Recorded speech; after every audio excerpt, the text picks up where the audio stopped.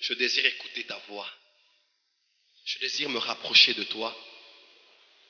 Je désire entendre ta voix. Je te désire. Je te désire. Saint-Esprit, ce matin, je te désire. Ma vie est comme une voiture. Sois le chauffeur, sois le conducteur, sois le propriétaire. Guide mes pas, conduis ma vie. Saint-Esprit, je te prie, Saint-Esprit, je te désire. Ce matin, je ne te connais pas assez. Je désire te connaître davantage. Oh Saint-Esprit, Saint-Esprit, Saint-Esprit. Attention, il se rapproche de quelques personnes ici. Dites Saint-Esprit, je désire entendre ta voix me concernant ce matin. Saint-Esprit, saisis-moi. Change-moi en un autre homme. Saint-Esprit, remplis-moi de toi. Sature ma vie. L'atmosphère de ta présence. Saint-Esprit, oins-moi. Oins-moi. Saint-Esprit, lève tes mains et dis, je suis là. Maintenant, attends-toi à quelque chose.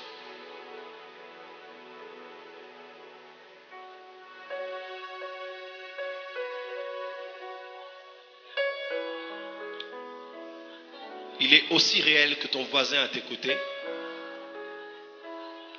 Depuis ce jour-là, je ne le cherche plus pour l'onction. Il est un ami avec qui je marche. De ma maladresse, il m'apprend à mieux faire. De ma confusion, il m'éclaire. De ma génération, il me soutient afin d'être un signe et un présage. Le Saint-Esprit est la personne la plus importante dont vous avez besoin en cette saison.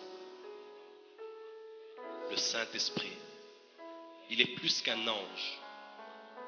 Le Saint-Esprit, il est plus qu'un symbole. Le Saint-Esprit, il est symbolisé par le feu, mais il n'est pas le feu. Il brûle comme le feu. Le Saint-Esprit peut être symbolisé par le vent.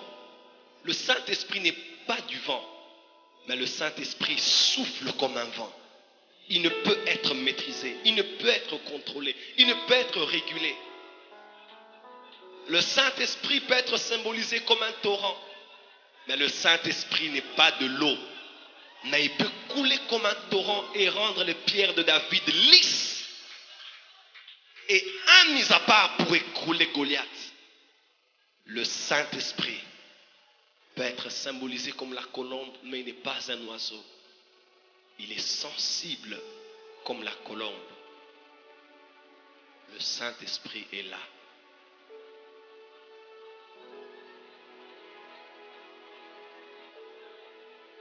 Chantez seulement ce cantique avec moi.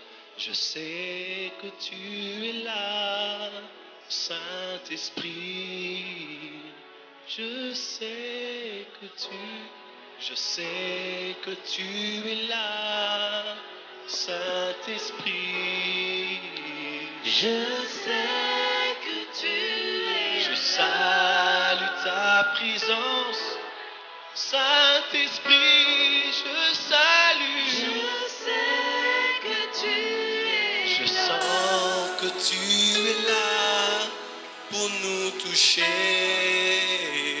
Je sais que tu Oh, es voilà là. pourquoi.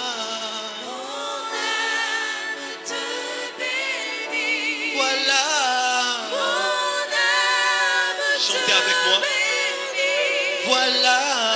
Mon âme te bénit. Car je sais. Car je sais que tu es Voilà là. pourquoi. Mon âme te bénit. Voilà. Mon âme te Partout où vous êtes. bénit. Voilà. Que les murs ne vous séparent pas de l'autel. Soyez connectés où que vous soyez, même si vous ne me voyez pas. Écoutez juste le son de ma voix. Oh, voilà pourquoi Mon âme te bénit. voilà. Mon âme te bénit. Voilà. Mon âme te Oh, bénit. car je sais. Car je sais que tu Saint-Esprit, tu es présent dans ce sanctuaire. Loué. Quelque chose. L'atmosphère de la gloire est ici. Saint-Esprit, tu es présent en ces lieux, dans ta réunion, pour nous toucher.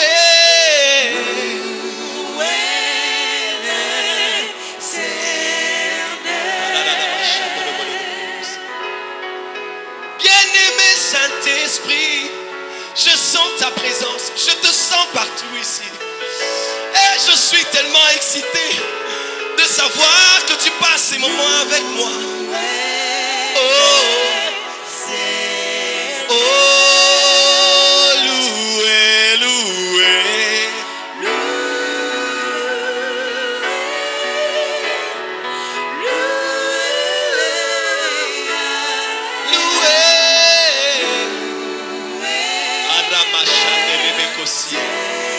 Oh, loué, loué, loué. Yes, Lord. Loué, loué.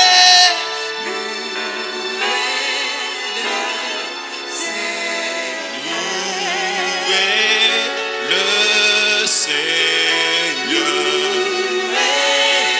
Je sens l'onction venir.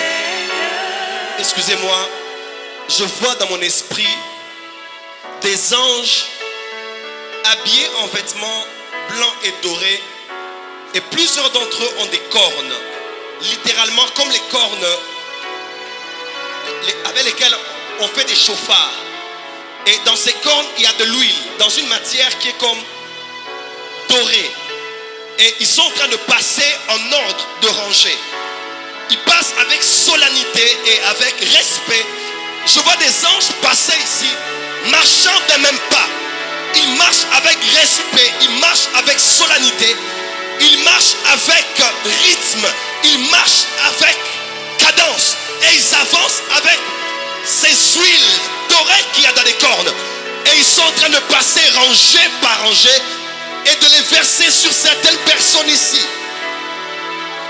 Il y a des gens qui vont recevoir l'onction de leur destinée. L'onction qui va les donner accès à la prochaine dimension. Amenez-les ici. Enlevez-moi ces paniers d'offrande. Je vois dans mon esprit des anges marcher avec respect, pas à pas. Ils avancent dans les rangées. Même là où il y a des hommes et des serviteurs de Dieu.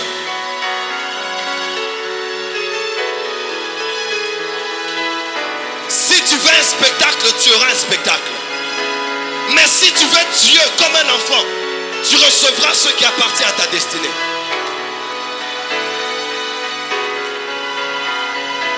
Ils avancent.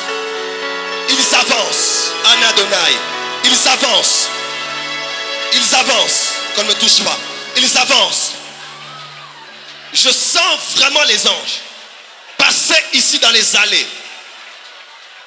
Il y a même sur des hommes de Dieu à qui une onction particulière est donnée pour la prochaine dimension.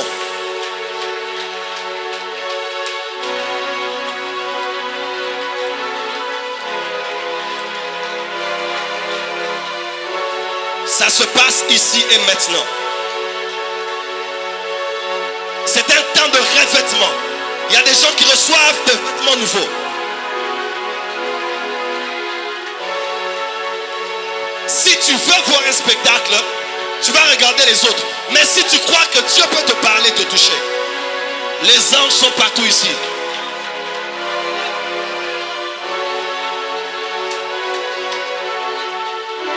Il y a un jeune garçon vers les toilettes. Il est habillé en jean.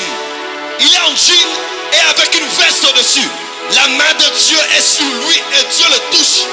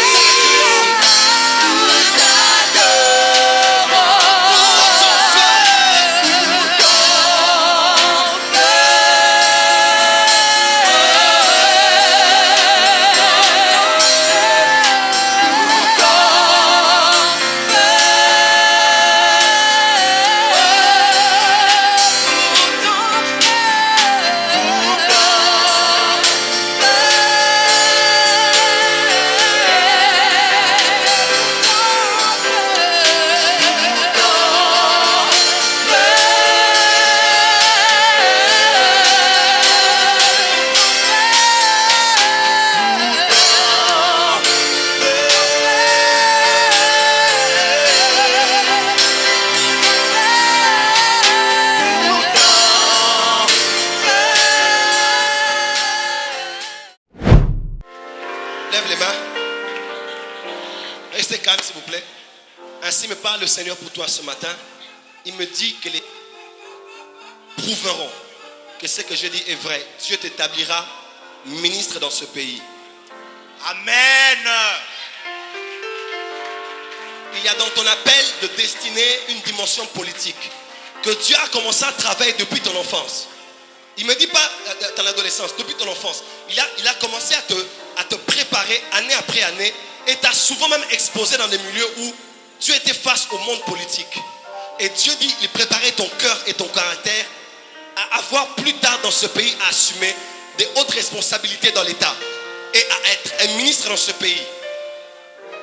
Et Dieu dit, prépare-toi déjà à cela, car les temps viendront où de plus en plus, même la structure dans laquelle tu travailles devra s'imprégner dans ce qui a trait au gouvernement de ce pays. Et tu vas devoir rencontrer plusieurs personnes. Et je vois déjà quelques circonstances qui ont eu lieu où tu les as perçues de loin.